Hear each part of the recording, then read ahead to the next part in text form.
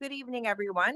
I'd like to welcome you to the Otsego City Council meeting. Tonight is Monday, December 9th. Audra, can you have the record show that our city attorney, city planner, city engineer, along with all council members, our assistant city administrator, and the city administrator are present. At this time, I'd like to ask you all to join us in the Pledge of Allegiance. I pledge allegiance to the flag of the United States of America and to the republic for which it stands, one nation, under God, indivisible, with liberty and justice for all. Thank you. Our first item of business this evening is the open forum. This is the portion of the meeting where you can come to the podium, state your name and address, and limit comments to 5 minutes or less. Would anyone like to speak at this time? Hi, everybody. Jeannie Holland, County Commissioner. Just wanted to let you guys know that last week in Maple Grove, they had a listening session for the housing work group about HOAs. And have to say about 2/3 of them were Otsego residents. A lot of really good conversation. Representative Bonner was very impressed with the turnout because over 60 people came. Which surprised all of them. I talked to Senator Lucero today, and he said they are doing just from everything they've heard through all these work groups, they have 2 down at the state capitol. I was down at the state capitol with Commissioner Shane and Roxanne a couple weeks prior, and they told us about this working group. So that's why we hit social media to let people hear. They wanted to hear their voices. So it was great to have so many people come. I was thankful that Isabel came. A lot of horror stories about HOAs. And Senator Lucero came and met today at the county with 2 of the commissioners and some of our administration about all of our legislative priorities. And one of them, of course, is HOAs. And he said, what they've been finding is they're going to have to do a complete, get down to the core and do a rehaul and do a lot of state statutes because there's a lot of people that are suffering, especially when a big management company comes in, like we've seen. Mm-hmm. And I did tell them, Mayor, that you had the same conversations with a lot of these HOAs, and we had somebody testify that from the Wright County Community Action, he has done foreclosures for many years. And in an HOA, you don't have as many rights as if you lose your home. You have 3 different sets of rules when you own a home, but when an HOA, you don't have those rights. They can at any time foreclose on your property. So that was, disheartening. So Senator Lucero and Representative Hudson met with me, Commissioner Shane, and our administration to talk about our legislative priorities. That's one of them, and one of them too is driver's license. Anybody that has a 16-year-old knows that they have to sit at midnight and hope that they get a somewhat close appointment to go get their driver's license. We want to do that. We're talking about making it easier for CDLs, and then keeping that homestead tax break that we saw this year. That helped our residents here, except for it's a one and done. So they want to keep having that, go forward. So hopefully we can see that happen. But yeah, it was a good conversation. We're going to be really down at the legislature a lot, especially with the HOA. I have promised quite a few of your residents in Otsego that if I have to sit in the steps of the state capitol to see those changes happen, I will. But thankfully, it is a very bipartisan problem. And they see it and they're aware, and there's a lot of big players on this work group. So the the League of Cities, lobbyist groups for HOAs, as well as legal aid. So there's like 20 people on this work group that are sorting through all these, problems that they're seeing. And it is a statewide and a national problem. So, yeah. And then lastly, I want to just say thank you to Jeff and Brittany. I'm sad that you guys are going to be leaving. I'll miss seeing your smiling faces. I have witnessed you all. You all are amazing. But you two have great passion for the city. And it's clear by just watching you guys perform up here, and you're so kind. You perform things with grace. When people are angry, you're just very calm. I was on the school board for 14 years, so I know what it's like to sit on that end, and then just being a commissioner for 2 years. But it's a huge, you guys did a huge service to Otsego. So because of that, I got you guys $100,000. So, Thank you, Jean. We will spend it wisely. thank you. Thank you, Jean. And does anybody have any questions? Does anyone have anything for Jeannie? Great. Thank you. Thank you, Jeannie. Appreciate it. All right. Would anyone else like to speak?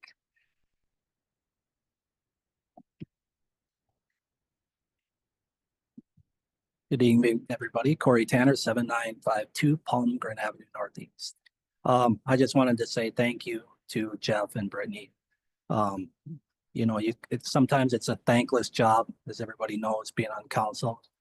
And, when I came on council the first time, I had a established council around me, kind of learn the ropes. You guys didn't have that. You were thrown right into the mix, and, you guys did wonderful. I'm proud of you. Whether people agree with it or not, you stood up for what you thought was right for the city. And you owned it. And like it was said, you guys handled it with grace. So thank you for all of your efforts. And I think the mark that you can leave here tonight knowing, I think, staff seems to really love you guys. And I think that's a testament to the kind of people. No. Well, maybe that's my perception. But, again, thank you. I know you guys won't be too far away in the future. So Thank good you. luck to you. Thank you, Corey. Any other comments? And Isabel, I don't like to give my address out. Thank you. Just want to make sure, because one of the things I'm going with the fire department is you said the reason that we are making a big fire department was because we want to rent out the place that we can make current money. Obviously, we cannot do, and I would like to know that as a perspective. And also, well, we all know the Rogers built the fire department for pretty much part of the money that we are spending. And it's just, you're not being clear with the population, and feel like you are here taking we cannot vote because you want to push this up. And I just still one more time disagree with what you're doing. I think a lot of people are gonna go in foreclosure because of your decisions. And that's why I'm kind of happy Jeffrey and the other girl is leaving. But unfortunately, it's not the right people here. So not with the rest of the people. They are grateful I'm not, which everybody knows already. So thank you. Thanks God you guys are gone. And unfortunately, we don't have the right people still, but we're gonna push for it. And with the right people be sitting in that place. Thank you. Thank you. Right. Any other comments?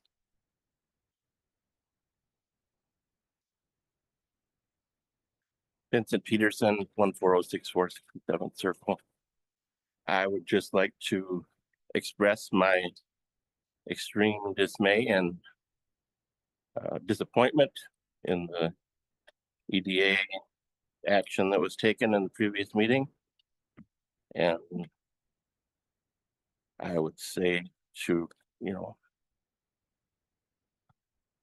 please reconsider, building this fire department. Thank you. Thank you. Thank you. Any other comments?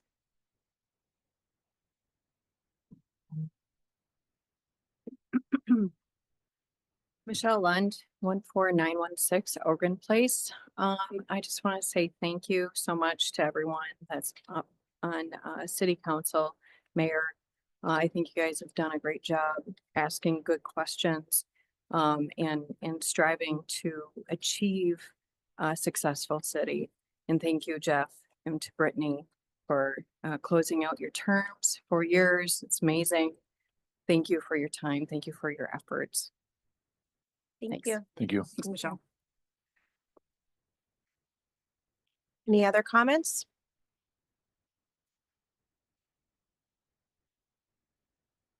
All right, seeing no more comments, we will move on to item 2 to consider our agenda for approval. Does anyone have anything that they would like to add or delete at this time? Adam? Mayor, just a note of clarification, there were additional materials passed out to the council, both for items 5.1 and 6.1 at the dais prior to the meeting. Okay, everybody got that? Perfect. All right, if we don't have anything else, then a motion to approve the agenda would be in order. Madam Mayor, Yes, Brittany? I'll make a motion. You can go. I'll make a motion to approve the agenda as written. Is there a Second. All right. Did I miss you saying something? No, we're all just waiting for it. Yeah. Oh, I was like, you said right. I was like, you didn't raise your hand. Earlier, I had said I was gonna make the motion. Okay, okay. All right, motion by Brittany, seconded by Jeff. Is there any discussion? All those in favor signify by saying aye. Aye. All those opposed, same sign. Motion passes. Moving on to the consent agenda. A motion would be in order. Madam Mayor, Yes, Brittany. I'll move to approve the consent agenda as written. Second. Motion by Brittany, seconded by Tina. Is there any discussion? All those in favor signify by saying aye. Aye. All those opposed, same sign. Motion passes. Moving on to item 4.1, it's a public hearing for the fee schedule. All right, Thank you, Mayor, Council. Item 4.1 is to consider adoption of an ordinance that set the 2025 fee schedule. So in your packet, there is an RCA. There are red line and clean versions of the ordinance. There's also a summary form that would be published pending council action. So at this point, I'm just going to highlight a few of the bigger changes. Throughout the budget process, there was consideration on meeting stipends for the advisory commissioners. So this is the first change in those meeting stipends since at least 2012. So those are accounted for within the ordinance this evening. Some of the other bigger items are for utility fees. So the city has commissioned studies for water availability and connection charges, and also the same for sanitary sewer. So the changes in the ordinance this evening reflect those recommendations. So that is an increase on the water side and no change on the sanitary sewer side. Park dedication is another fee that's analyzed annually. So the city planners worked with the Wright County Assessor's Office to gain valuations for different property types from residential, commercial, and industrial throughout the city. So there are changes recommended for each of those 3 property types for new plats that get considered for approval by the city council. Stormwater impact fees. This is similar to water and sewer availability. This is a development related fee and is paid at the time of final plat. This fee is increasing at an inflationary index of 0.91% based on the ENR news record for November 23 to November 24. Water meters, each year these fees reflect the change in cost that the city has to purchase them from vendors, and then they are charged out as part of the building permit. And then lastly, one of the other more significant changes was the public works section. So city staff from across all of our departments reviewed the city equipment that's included in the fee schedule and made sure that we had all of those pieces accounted for and made sure that the rates for potentially charging those out in a time of emergency is representative of what those vehicles cost. So there is a requirement for a public hearing that has been properly noticed. There have been no written comments received by city staff prior to the meeting. So with that, we'd recommend that you conduct a public hearing and then staff can answer any questions. Thank you. All right, at this time, I will open the public hearing. And you'll come to the podium, state your name and address, and comments are regarding the fee schedule. Does anyone wish to speak?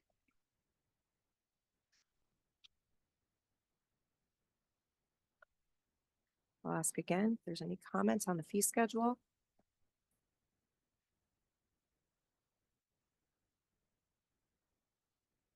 And I'll ask one more time. All right, we will close the public hearing, bring it back up to council. If you have questions for staff. As Adam said, there were red line items and changes. Otherwise, if no questions, a motion would be in order.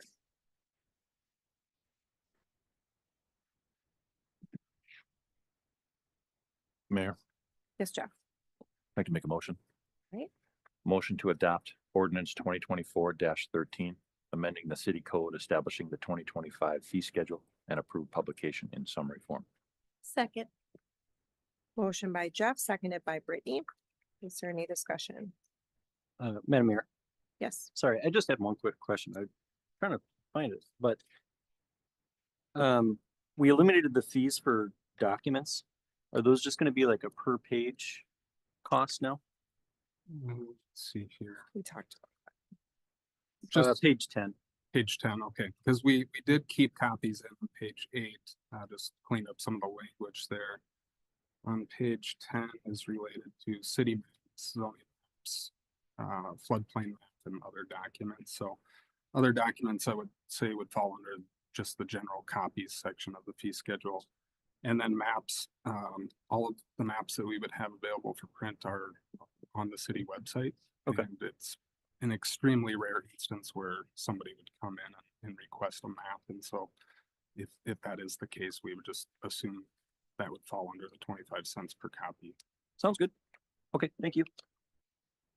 All right, any other questions? No other questions? We've already had the motions.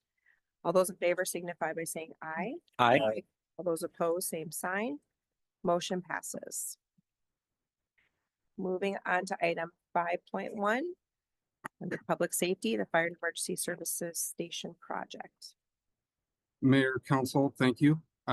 This item is related to action that was previously taken by the Economic Development Authority at their meeting at 5:30 this evening.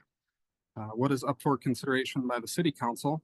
This is related to the fire emergency services station project. In your packet, there is a resolution that would basically authorize the subsequent 3 documents. Those are a ground lease agreement and a lease agreement for the facility. Both of those 2 lease agreements are between the city of Otsego and the Economic Development Authority. And then the third thing that resolution would authorize is a continuing disclosure. So as required by the Securities and Exchange Commission, there are ongoing disclosures and reporting that the city has to do on not only this bond, but any of our debt issues that we have. And so this is just outlining what some of those requirements are to meet that. Again, the resolution, the lease agreements, and the continuing disclosure were drafted by bond counsel at Taft Law. Representative Martin McGill is here this evening if there are any questions on those documents. Otherwise, I can answer any questions as well. Right. Should we have Martin come up? Does anyone have any questions? we, as you said, we got a new document, but it's the number is correct. That was added in from what was in our packet. Correct, Mayor. This was one of the request items distributed to the council this evening, so. Good evening. Good evening. All right. Council, do we have comments? Otherwise, motions would be in order. Mayor, I'd like Mayor to make a Scott? motion. Motion to adopt resolution 2024-86, authorizing the execution and delivery of a ground lease agreement, and a continuing disclosure undertaking. Second. Motion by Jeff, seconded by Brittany. Is there any discussion? Madam Mayor. In order to get a credit rating for the bond, the justification provided is that the creation of our own fire department will allow us to, quote, control costs. And that having a municipal fire department will, quote, ultimately result in savings relative to the current arrangement. In this sense, the term control costs is actually a euphemism for owning those costs. The fire service contracts today actually control costs because they spread them out to benefit from the economies of scale. We can share resources. We have 7 fire stations today and we'll be going down to 1. The idea that owning those costs means we will have a council who is willing to sharpen their pencils and deny funding to a fire department is, on its face, ludicrous. We can't even put a park project on pause, so the citizens should have zero confidence that we would be in a position to control the costs of a fire department. The contracts allow us to do that today, but having our own department, fire trucks, fire station, staffing, equipment, and pensions will see those costs increase, as they have in every city that has taken this step. We continue to hear the claim that we can do it cheaper, but I don't think anyone seriously believes that. Our city website used to say that owning our own municipal fire department would not result in a property tax increase, and that turned out to not be true. We were told not to worry about the costs of the contracts going forward because we'd be able to cancel them and that those cities would provide services for free. That also turned out to not be true. So now we are looking at a single station in the middle of our city, a situation that the fire study referred to as the worst performing scenario of all the scenarios they examined. They're putting a station in the part of the city that is less populated because this station was never meant to be a standalone station. It was always intended to be a substation to be operated and managed by our contract providers. The fire study presented a roadmap for fire service in Otsego. We have chosen to ignore those recommendations. I suspect it will not take long before the next council realizes just how big of a mistake this is. I predict that we will have to continue the contracts in some fashion because that's exactly what the fire study showed. The alternative, in order to match the performance of our contract providers, is that we would need more fire stations. That fact should put an end to the claim that we can do it cheaper. The idea that owning our own municipal fire department will allow us to control costs or that it will be cheaper than the contracts is not grounded in reality. It is a falsehood that is being perpetrated on our citizens in order to justify a decision that was not based on the facts. I am choosing to vote no on this because it will not improve the physical or financial safety of our residents. Any other comments? All those in favor signify by saying aye. Aye. All those opposed, same sign. Aye. Motion passes 4-1. Thank you, Mark. All right, moving on to administration 6.1, the 2025 budget and property tax levy. Adam? Mayor, council, thank you. It's been a long budget season, started back in May. You as the city council with staff met a total of 8 special city council meetings, preparing for the budget adoption, which you are being asked to consider this evening. So there are 3 main pieces. There are operating budgets housed in a resolution. There is a property tax levy housed in a resolution, and the city's capital improvement plan also has a separate resolution. So I'll go through a little bit here this evening, starting with the operating budget resolution. So this covers the general fund. There's a section for the 3 public utility funds: water, sanitary sewer, and stormwater. There's a section for special revenue funds, which are the 3 tax increment districts within the city. Fourth, there's the debt service funds. There are 2 outstanding debt issues that are funded and have a budget. And then lastly, just this evening, the Economic Development Authority did adopt a resolution requesting a budget for consideration by the city council. That is included as section 5 within the budget resolution. These are budgets for 2025. Moving to the next, and before I go away from there, in your packet, there are budget summaries for each of these 5 components. Again, this is summarized information. There are significantly more details and line items behind the scenes that you all saw as part of your budget review process throughout the summer and fall. The second piece, again, that I would be asking the council to consider is setting the final property tax levy for payable 2025. So back in September, the council adopted a preliminary levy in the amount of $9,733,646. Within your packet this evening is a $9,392,870 levy being proposed as final. So the increase for the final levy is 4.5%. That's comparable to the 8.29% that was adopted as the preliminary levy. So the council did reduce the property tax levy from September to what is being proposed here this evening. Again, that is for taxes payable 2025. The third item relating to the resolution would be the capital improvement plan. This is for the period of 2025 through 2034 and is comprehensive across all funds of the city, laying out capital needs and estimates for the next 10 years. So with that, I will field any questions from the council if you have any. Okay. Council, any questions in regards to your packet and items presented this evening?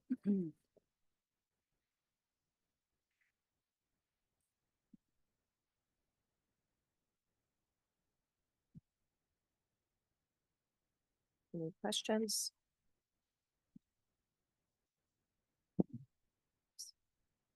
Madam Mayor, Yes, Brittany. so Adam, what we received tonight at the meeting, it's essentially, again, just the numbers that were the resolution 2024-27. Mayor, Council, Resolution 2024-87 was revised from what was in the packet originally. A new version was distributed to you at the dais. The only items that changed within that would be in section 5 related to the Economic Development Authority.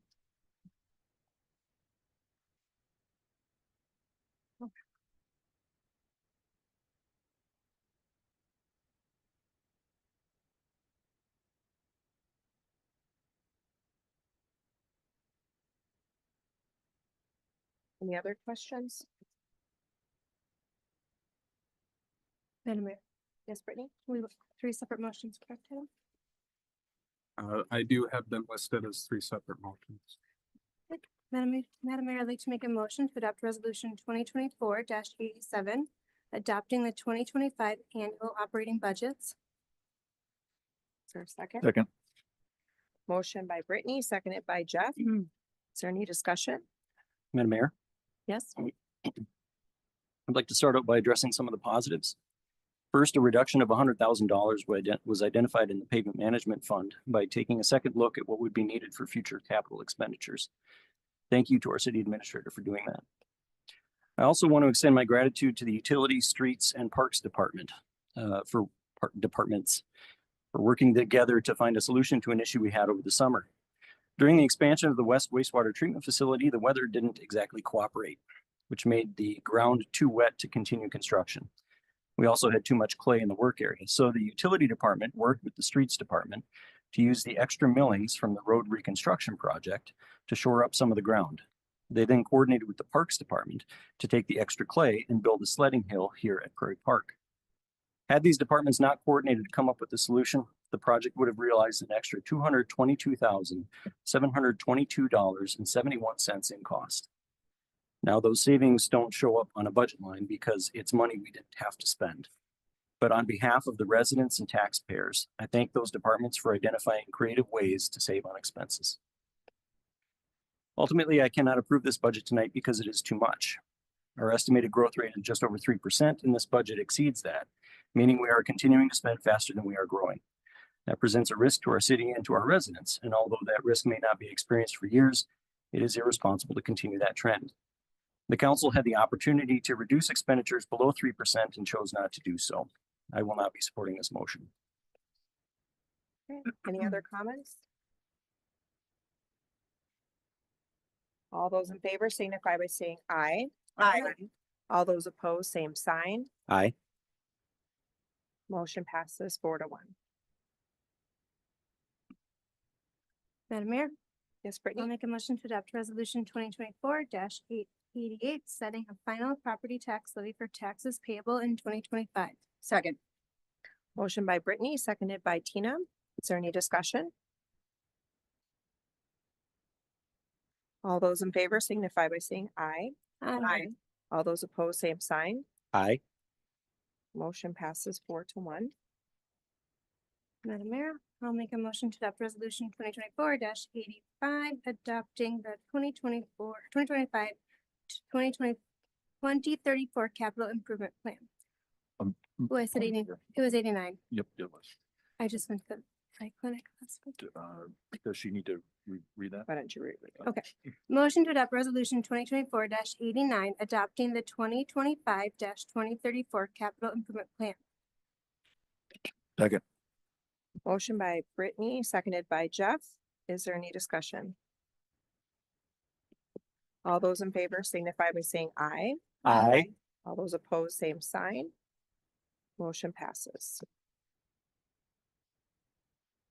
All right, moving on to item 7.1, the cannabis business. I'll turn this over to city planner. Thank you, Mayor. As you're aware, the Minnesota legislature and the governor signed into law Minnesota statutes 342, which legalizes use and sale businesses involving cannabis. There are 14 businesses listed by the statute, ranging from retail sales, medical uses and sales, as well as cultivation, processing, manufacture, and distribution. The statute provides that retail sales will begin ideally on January 1st, 2025, but the administrative procedures haven't been finally established, licenses haven't been issued, so that's unlikely to happen. However, the statute does provide opportunity for local controls to be imposed, and the approach recommended by city staff and other cities is taking to have those regulations in place before licenses go into effect to be better prepared. So the local controls are limited in scope as to what can be addressed by the statute specifically. At times, the legislature will do this over certain issues where they want to provide consistent regulation across the state and avoid unique regulations that may be imposed in certain instances, or to provide for a guarantee that the uses they're allowing for in the statute will be allowed to occur within individual cities. So the scope of regulations can include restrictions on public use. Wright County has already adopted an ordinance prohibiting public use of cannabis countywide, so it's not necessary for Otsego to do so. We've included that provision as part of the local ordinance as well. There's a registration provision as part of the licensing process where the Office of Cannabis Management, which is the state agency responsible for administration and implementation of the statute, contacts the local government units to verify compliance with the zoning ordinance, compliance with the building code, compliance with the fire code, as well as the more operational procedures that are set forth by the statute. Otsego has already approved a joint powers agreement with Wright County, whereby the county will be the lead local government unit. If they get a request for a license, the county would contact city staff to verify the zoning is in place to allow for the use that's being requested. In terms of the zoning provisions that can be adopted, these are time, place, and manner regulations. Basically, the state is saying you have to allow for retail operations. There is the ability to limit the number of licenses issued for your jurisdiction. There are also provisions dealing with retail setbacks from certain sensitive uses and limitations on hours of operation. There's also the ability within the zoning ordinance to define which zoning districts these various uses would be allowed as. and or within, and then how they are allowed, whether they're permitted uses, uses by administrative permit, or interim use. Really, the only policy issue that comes into play for the city in dealing with this per the discretion pyramid is the extent to which the city wants to implement the controls allowed by the statute. You could take a hands-off approach and say the extent to which the state through the county is going to administer the operation is sufficient to avoid any impacts to public health, safety, welfare, or you can go the opposite end and impose all the regulations to the extent allowed by statute. We've taken the approach initially of drafting the ordinance that's before you to take the most conservative approach, that is to put in place the regulations that the statute has allowed. That would give the city the time to see how these businesses are established, how they operate, and evaluate them further. At some point, the city may decide this is no different than a liquor store or tobacco sales, which are not regulated beyond simple zoning standards, and pull those regulations back in the future. So as to the number of retail registrations, the city can limit the number of retail stores or medical uses within the city to a minimum 1 license per 12,500 population. That's based obviously on the current population of Otsego. There'd be 2 licenses potentially issued, or I'm sorry, just 1 currently, but we'll soon cross that threshold by the demographer's estimates for 2. There's a second tier that if a county has issued licenses up to its population threshold of 12,500, then the city isn't required to issue any licenses. So for example, if all the cannabis businesses based on population of Wright County choose to locate in a city other than Otsego, Otsego isn't required to issue even 1 license to another business. There are setback requirements that the statute provides for. These are the only buffer setbacks allowed for the retail uses.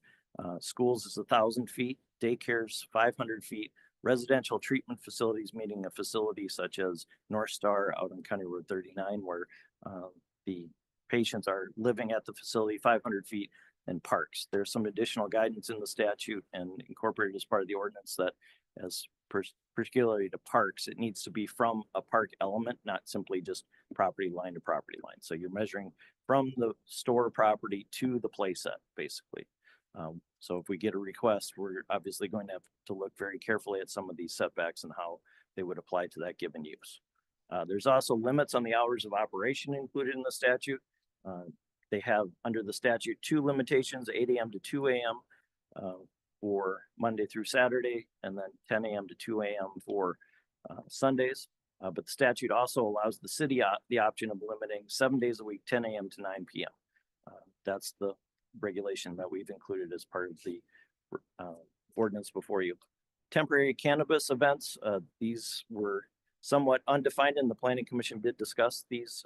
Basically, it's sale of cannabis materials and goods at a typically unlicensed location as a temporary event by someone that's holding a cannabis event organizer provision. The ordinance that we included in your packet that Wright County is putting in place is that the only types of cannabis or hemp-derived products that could be sold at a temporary event would be those lower potency hemp edibles. There would also be no on-site consumption except for those lower potency hemp edibles as well. In terms of zoning districts, they're prohibited the retail sales in particular, and these 14 businesses are prohibited in residential districts.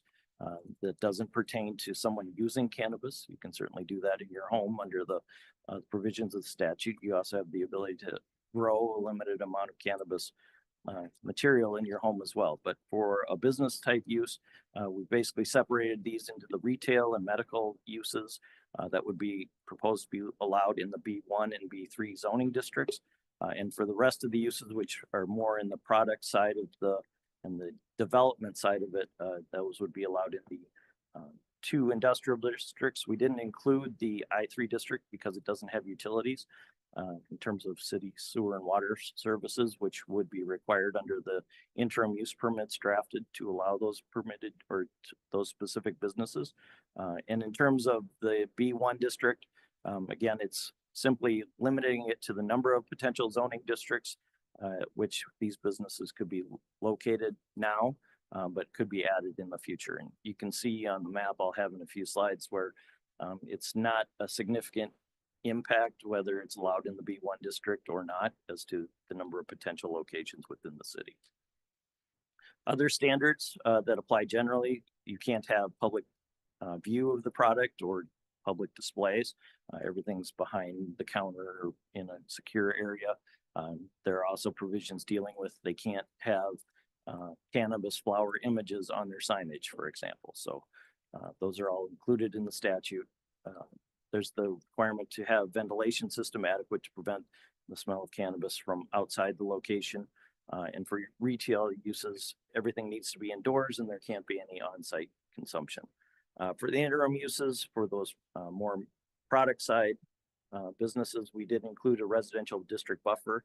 We know from the existing business in Otsego that we have heard that you can smell the product from the greenhouse in adjacent farms. So some separation is appropriate there. The hours would be the same as allowed to retail businesses, but under the interim use permit, those could be expanded to allow greater hours. For example, if there was the need for a third shift or to have people present overnight tending to the cultivation, etc., that can be accommodated.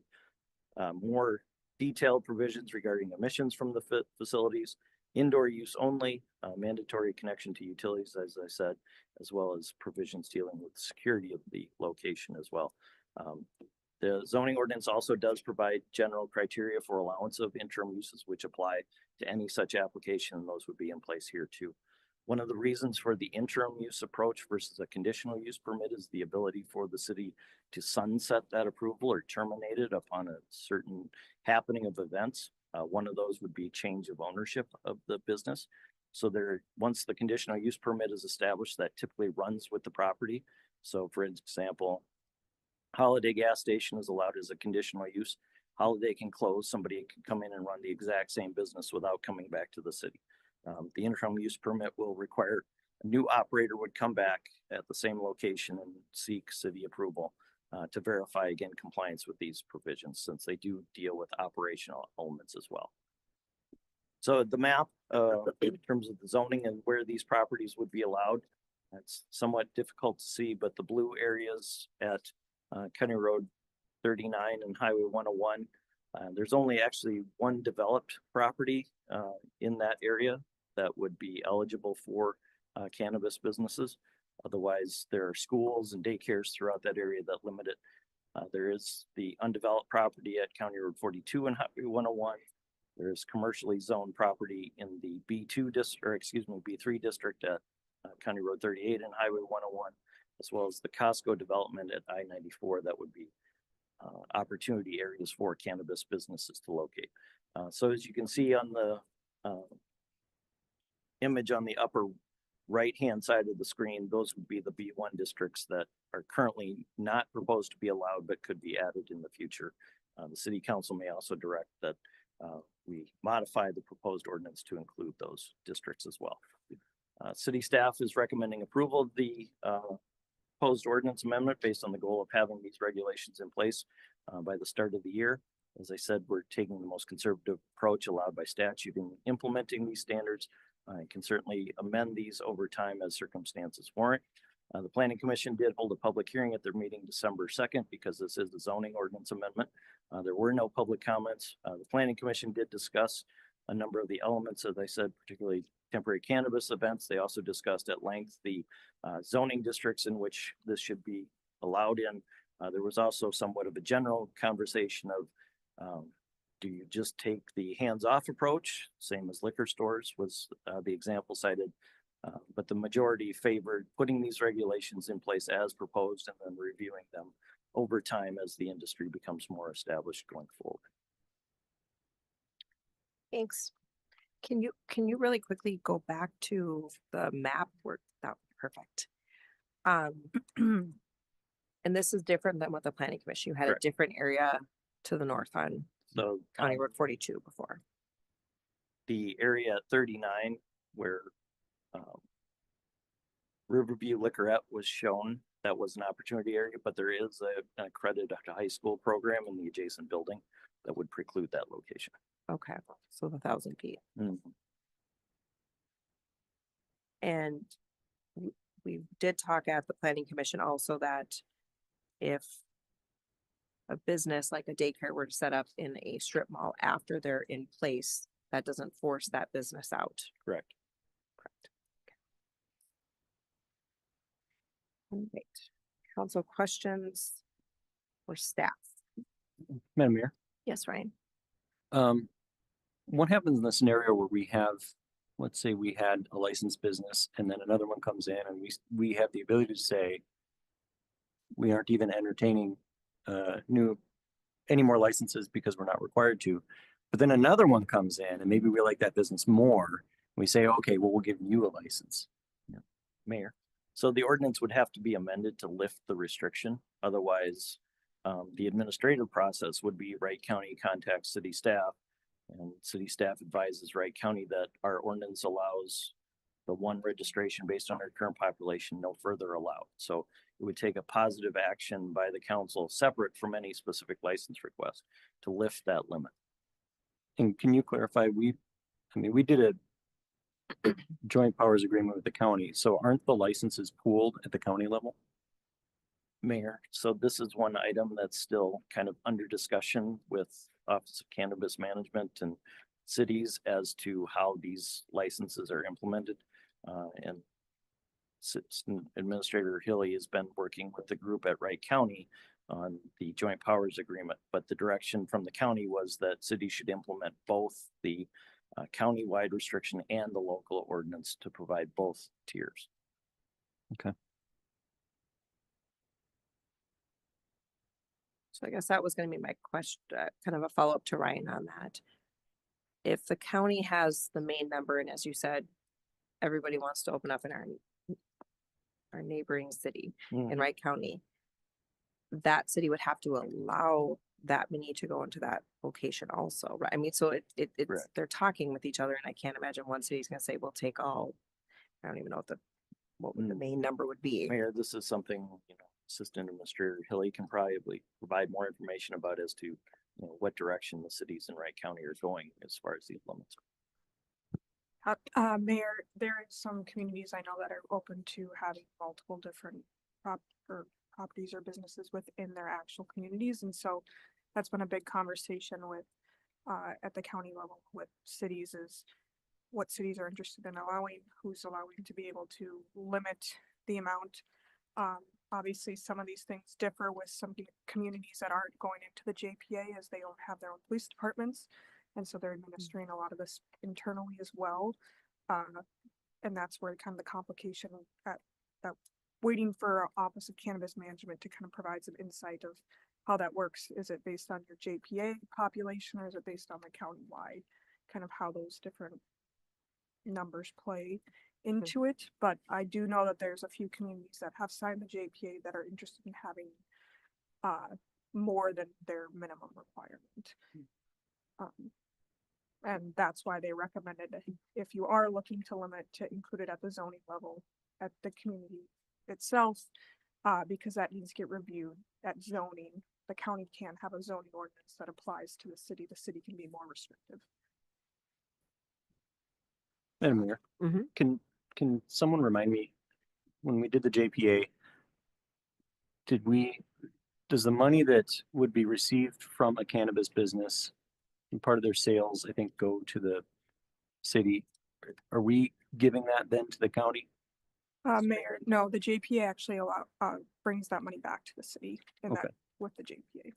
Okay. They receive the registration fees, but the actual tax collection, if it's within the community, would come back to the city itself. Okay. Mayor, I would also add that the statute provided limits on what the registration fees would be, and it would cost the city much more than the registration fees to administer that component of it in terms of the inspections that are required and everything. So it's beneficial in that standpoint from a staffing level and also cost to have the county's resources applied to that. One question, Sabrina. So when we have with our liquor stores, we have, if they fail their compliance, then that comes back to the city, as we have certain standards that they have to meet, and there's fines with that. Is the JPA or cities discussing how that looks with that compliance later on also. Mayor, yes, the county is looking at their ordinance of addressing how those processes work. If there's non-compliance with whether it's an inspection or signage, they're writing that within their ordinance that we would follow, as they would actually be doing the registration enforcement of the inspections, making sure product is getting tested. So yeah, they're in the process of creating that. I don't know exactly what it'll look like yet. They're still in the works of that ordinance.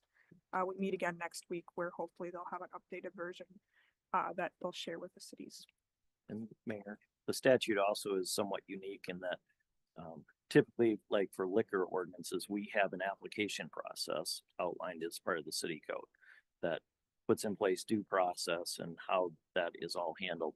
For example, with these cannabis licenses, that processing basically is taken from the local jurisdiction up to the state. So if there's an issue with the cannabis license processing, Wright County or the city reports it to the Office of Cannabis Management and they deal with it. So it will be slightly different than liquor licensing or than we're familiar with. And this would be in regards to product, the testing of the product. Violation of the Violation. ordinance, et cetera. Okay. Madam Mayor, Yes. I had a question, Dan, as far as the inspection goes. So if a business comes in and they register with the county says, okay, this is where they want to go. The city says, sure. Then at that point, are they automatically given the go ahead, or does the inspection prior to them opening, or do they have to have their ducks in a row prior to them just saying, the city says, yes, you may have a shop here, but you still have to do this before you can open? Is it monitored prior to the go ahead? So all the city is commenting on is the location and the compliance with the zoning ordinance, location wise in the building code. Then the county will verify, the setup of the store, the handling of the items, and through the inspection process and the licensing that goes on at that level.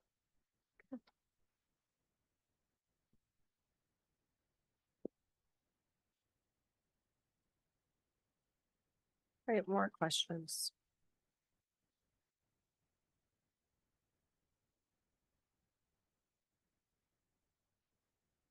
Mayor, Dan, just real quick, in regards to the setbacks, who came up with those?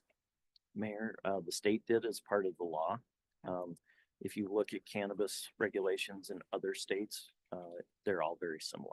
Okay. It's clear that when Minnesota developed their statute, they looked at Colorado and Washington and Oregon and these other places that had allowed it previously, because the requirements all mirror themselves pretty much through and through. Thank you. The park thing was a little interesting, how you talked about it being actually the place structure, not just the park boundary. How does that work? For example, Carrick's, like, how would that, because there is no actual My structure. interpretation is that we could regulate the setback from, for example, the paddle boat landing, the kayak landing, excuse me. Sure.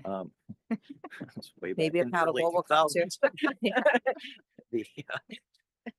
The kayak landing and the active facilities, but not the trail portion. Okay. So it's gotta be something that everyone may use. Yep. Okay. Yeah, that was just interesting that. Mhm. It is, again, I said, this is a different approach to regulation than, for example, adult businesses where the setback is measured property line to property line. So if you're measuring a setback from the Dale Lurkey soccer fields, it's to that property line. It's not to the play structure at Prairie Park.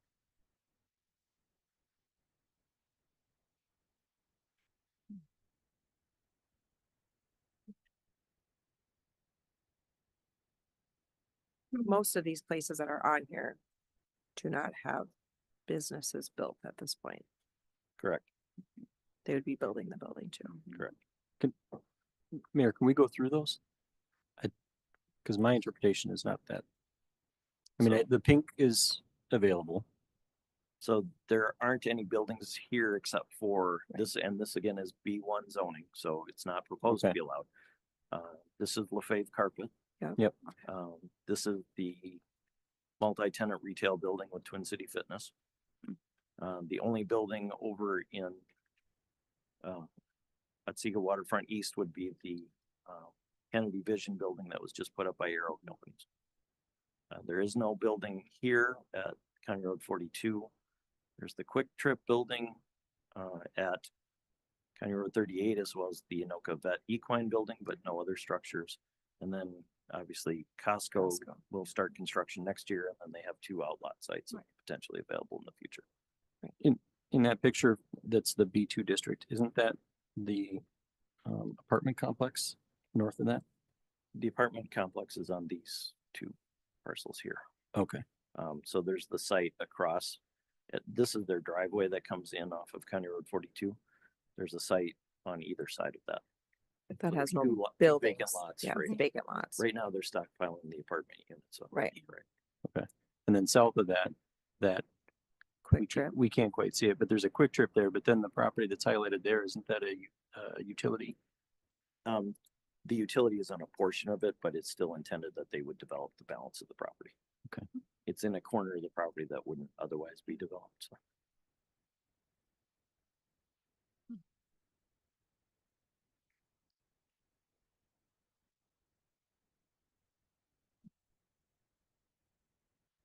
All right, other questions or comments?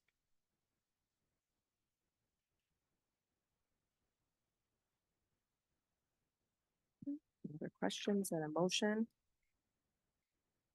Madam Mayor, Yes, Brittany? I'd like to make a motion to adopt ordinance 2024-14, amending the zoning ordinance for regulating cannabis businesses and improve publication in summary form. Second. Motion by Brittany, seconded by Jeff. Is there any discussion? Madam Mayor, Yes. when the planning commission was considering this ordinance, one commissioner said, quote, "It's always better to lock it down and be more restrictive." In my experience, that is not the case. And it doesn't matter what the question is, more liberty is always the answer. This ordinance would restrict businesses to the point that they would almost effectively be regulated out. Unless a licensee is able to buy out that Costco, they aren't going to have too much luck finding a spot here in Otsego. I find that to be hypocritical, given that this council has accepted donations from this industry and we want to present ourselves as being open for new business. I also have a problem reconciling where we allow distilleries and pubs today versus where these regulations would restrict this industry. Businesses that make or sell alcohol are allowed in B1, B2, B3, B4, I1, I2, and I3 districts. This regulation restricts cannabis businesses to B2 and B3 only, with interim use permits allowed in B4, I1, and I2. It doesn't sit right with me because it has the potential to become an avenue for the council to play favorites. Otsego has a history of hosting the first medical production facility in the state and the first CBD retail store in the metro area. To restrict these businesses now makes no sense to me, and I won't be supporting the resolution.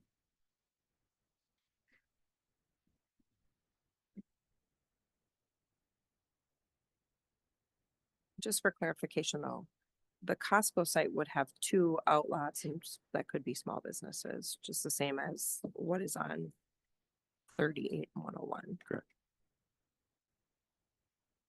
So they wouldn't have to buy out Costco. They do have those additional outlets.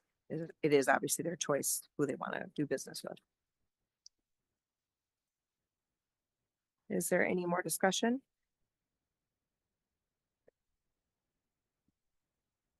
All those in favor signify by saying aye. Aye. All those opposed, same sign. Aye. Motion passes 4-1.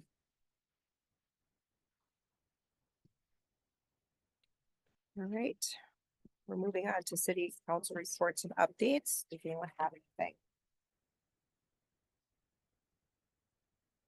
Mayor, I just have a comment, but if I can finish up, you have a comment first, Well, or are we gonna wait for after? we do have a recognition for you guys after. But for some city No. reports and updates. Oh, if okay. anyone have anything. I have My reminder will be on Saturday. We have Santa Day. So 10 to 1, go on and register and bring your family up to get photos with Santa. And that will be in the Public Works Garage over at City Hall. It's a great event. It's free for your family. And it's gonna be 30 that day versus. Yeah. 10 degrees. Yeah. Yeah. All right. The next item we have under city council reports and updates is recognition. This is our city council members, Brittany Moores and Jeff Dahl, their last city council meeting. So we do have plaques that we wanted to present to you both at the end. We will take photos. Thank you. We'll take a photo after, so it's yeah, part of it. Thank you.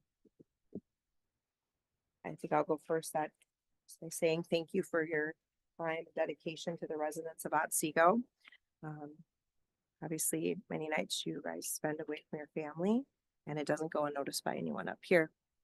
Thank you for always asking the questions, meeting with staff, doing the work. So you will be missed, and I'm sorry to see you go. Thank you. With- Oh, go ahead, Tia. Go ahead. I concur with what Jessica had said as well. You guys put your heart and souls in this, and it's not easy. It is a thankless job. But you came on board to represent the city of Otsego, the residents of the city, and that's something that you need to be very proud of. It's not an easy job. We make a lot of hard decisions. And it's very difficult. And so I just want you both to know that I appreciate everything that you've done for the last 4 years. And it was very good working with both of you. So thank you. Thank you. Madam Mayor. Yeah. I would just like to thank staff and the council as well. I feel very honored to be a part of the city council and to have served our community.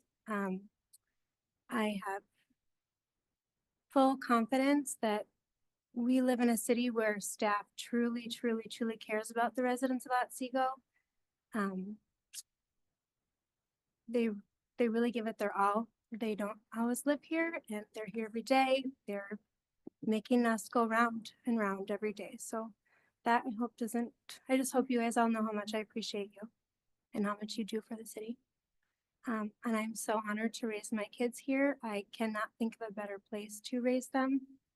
And I truly don't feel as I step down that you work for me. I really hope that you understand that I understand, and I want you to know that I hope we work together as a resident and as city council, and being able to call staff, call a council member that are newly elected to if you have questions. So I really just do think that Otsego is very fortunate for who we have here. And that's it. I have a little bit to talk about. Because it's what you've heard is staff, the work that you see, whether you're council, whether you're at a park, you're on driving on a road, whatever. When you, a lot of people don't see staff, these residents, but as council members, we do. Mayor, council, one thing I've done as a council member is I do my rounds. I visit staff members, City Hall, East and West wastewater treatment facility, Park and Rec, anybody I can run into, whether it be out personally, either with a Prairie Festival and whatnot. And one job that we got, or that I had to do, or was able to do in my 4 years, was we got to hire new staff, and including Ms. Hill, who has a dual role. She's done a fantastic job. Not only did she get a new role, or a new job, but she also has a new role with assistant city administrator and HR. Thank you, Sabrina. Also next to her is another person who has a dual role here, and he's done a fantastic job. One of the roles he has, as you heard today, was our finance director. And thanks to him, last 4 years, a lot of hard work. And you heard today, council has done at least 10 hours or at least more work with dealing with our taxes, what's going on with our tax levy and whatnot. That's thanks to that person over there, Mr. Flaherty, had me do a fantastic job. Thank you, sir. I'll address your city administrator role shortly. Person next to him, Audra, she brings me my paperwork every meeting. I consider that good luck because one thing I like to do is thank her every day I come here. Audra, you're awesome. Thank you for doing that for me. Big shout out to Deputy Clerk Katie Calland. She's another person that's works hard for the city. Thank you, Katie. Nick Jacobs, he's another one. He's our Park and Rec Director. He's another one that he was an internal promotion. He did we as a council got to promote him as Park and Rec Director, and him and his staff, including Connie, has done a fantastic job with our Park and Rec. Thank you, Nick, for what you do for the city. Next person is Kurt Niedermeyer. He's our Utility Director, along with Seth, going to East and West Wastewater and also dealing with our water.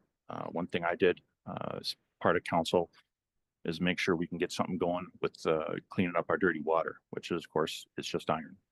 And one thing you find out when you do more research on our water, you find out our minerals that are in our water that we need to be cleaned up. And that's why during my term, we got to work on well house 4, well house 3, and also a new one, South Central Water Facility.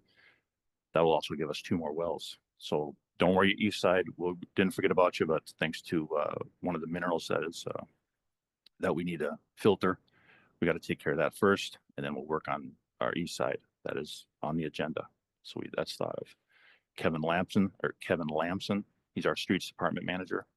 Another fantastic director with all his staff, including his 2 mechanics. Thank you, Kevin, for everything that you do for the city. IT Ben, as you saw today, helping us out here. Little dilemma we had before we got started. Gerald Roush, another person that we had council got to hire. Not only did staff, what council did, we got to open that position so staff can find.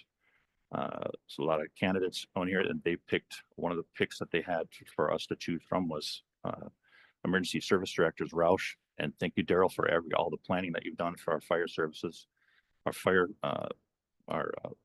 trucks, and now our building that we will be getting built finally after 166 years of the city being in existence. Just a shout out to all the staff that I haven't mentioned yet. Thank you for everything that you've done. And then our city attorney, Dave Kindle. Thank you, sir, for everything that you've done for our city. To get to this point, everything that we read, we know you've gone through it to make sure all our I's are dotted and our T's are crossed. Thank you, sir. Our city planner and our city engineer, Dan Licht and Ron Wagner, they have over 55 years experience with our city of Otsego. And everything that you guys have done for the city is everything that, as soon as we get out of this building, thanks to you guys. You guys have done a lot here, and thank you for everything you've done for the city. Thank you. When you go to City Hall, I mean, you can't forget the 3 fine women that you see when you first go in there: Barb, Sandy, and Mary. There's also Holly, Mary, and Julie. Make sure if there's any other names that I forgot, I'm sorry, but you guys are awesome and working for our city and our council. I got to work with 5 fine residents who got elected as council, including Tom Darkenwald. Tom, again, you're awesome. Ryan Dunlap, Councilmember Dunlap. We have a lot of projects coming, and I'm going to count on you to make sure those projects are on time and on budget. Thank you, Mr. Dunlap. Great job, Ryan. Councilmember Gady, Tina. It's one thing I like about a lot of these meetings, our special meetings, whatever meetings we have. I like to wait until everybody speaks, and you always, I call you a lot. What you say is what I would say, but thanks to you, I don't have to. So that's awesome. And you're a great mentor since you're with the city for me. So thank you very much. Ms. Morse, Councilmember Morse, one regret I have is I didn't get a chance to vote for you again because your name was not on the ballot. You've done a fantastic job with your work with Park and Rec, with OHPC and admin subcommittee.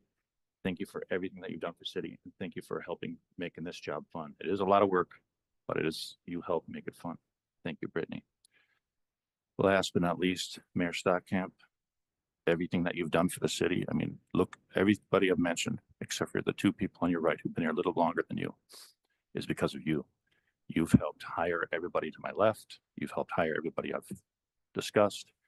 You've worked with these fine people all over, including the two on the right that have 55 years experience. It's all because of you. And because of that, residents voted you again for a 5th term. Everything that you've done for the city, you've earned it. You've earned it again and again and again. Thank you for all the voters who voted for me in 2020. And thank you for all the voters who voted for me again in 2024. Fortunately, I didn't get in, but you have two fine people of council members-elect Lund and council member-elect Tanner. Thank you, Corey. Thank you, Michelle. Thank you, everybody. Jeff, thank you. You blew that out of the water. Do that often or something. Done, Jeff. Very good job. Thank you. All right, any other comments under city council reports and updates? Okay, moving on to staff reports and updates. Sabrina. Thank you, Mayor. Just want to say happy holidays and thank you to outgoing council members Dahl and Morse. And this is likely my last council meeting for quite a few months, so hope everyone has a good winter. Adam. Mayor, council, Councilmember Dahl, Councilmember Moore, it's been a joy getting to know you over the last 4 years, and I appreciate all the hard work and time that you put into your role and the questions that you've asked staff and the things that you've helped us do here at the city. So thank you both for that. Mayor, I have no other updates. So Real quick, Mayor, sorry to interrupt. And to go back to your city administrator role, which I forgot. Thank you, Adam. Everything. Thank you. short and sweet. All right. Audra. Thank you, Mary. I'd also like to thank Dolls and Moore for being sworn in the same night that I was. So thank you for starting with me. Wish you were continuing, but wish you the best of luck on your next adventures. Thank you. That's it. Dave. Same thoughts, Mayor. Appreciate working with Member Dahl, Member Moores. Wish you the best of luck in the future. Happy holidays and nothing further to report. Yeah. Mayor, since we have no planning commission meetings coming up, I'll just congratulate Councilmember Dahl and Councilmember Moores on your term. It's surprising how fast these terms go. But the most rewarding part about serving on city council or working in local government is you will see the benefits, the outcomes, the difference that you made each day as you continue living in Otsego. Whether it's big projects like the water, as you mentioned, or the new parks that have been developed during your tenure. You've each made a difference. You've been an important part of the process, and you deserve congratulations for that. Well done. Thank you. Ron. Otsego Creek rehab, that's still going on. We expect that to be completed here in the next couple of weeks or so, except for the grass and the trees that will be growing in place next spring. Zockman Meadows Parades Conduary, that's still going on. And Carrick's Landing still has the building to put up. That's pretty much it for all the projects throughout the city. Jeff, thank you for your service on the Public Works Subcommittee, your guidance on that, and then more your wit. I appreciate that, and making the city administrator uncomfortable from time to time. One of the few people that can do that. All right. Right. County deputy is not here this evening, so no updates from him. So if no one has anything else, Thank you, Daryl. Daryl, do you have any updates?